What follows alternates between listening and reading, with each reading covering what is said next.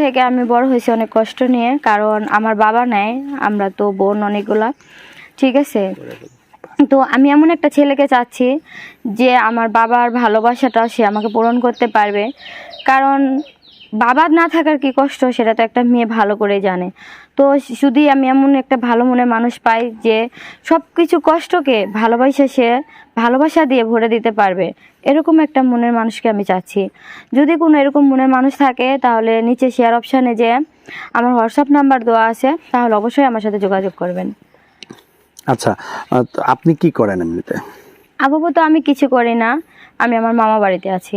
মামা বাড়িতে কেন থাকেন? আমার আসলে বাবা নেই, আর আমার আম্মু খুব টিলার্সের কাজ করে, যা দিয়ে আমাদের এতগুলো ভাই বোনদের চালানো সম্ভব হয় না, সেজন্য আমি আমার মামা বাড়িতে থাকি। আচ্ছা, আপনি আপনার একেবারে গ্রামের যে ভাষা, আপনি ওই ভাষায় আমার সাথে কথা বলবেন, কারণ আমাদের অনেক দর্শক, রাজশাহীর দর্শক যারা প্রবাসে আছে অনেক দিন, তারা দেশের ভাষা শোনে না।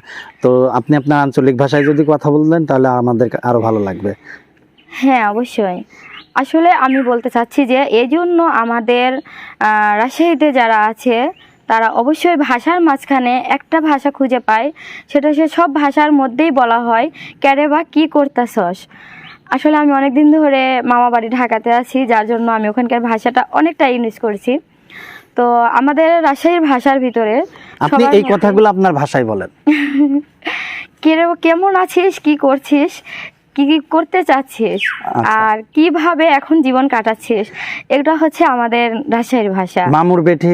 মামুর বেটি এটা হচ্ছে চাপাইয়ের ভাষা। আচ্ছা। তো মামুর বেটিটা খুব কষ্টে শোষায়, মামুর মাইয়া এটা বেশি উচ্চারিত হয় যে কিরে মামুর মাইয়া তুই কি করতেছিস, আর তোর এখন কি খবর, তুই এখন কোথায় আছিস, এটা আমাদের রাজশাহীতে বেশি চলে। আচ্ছা।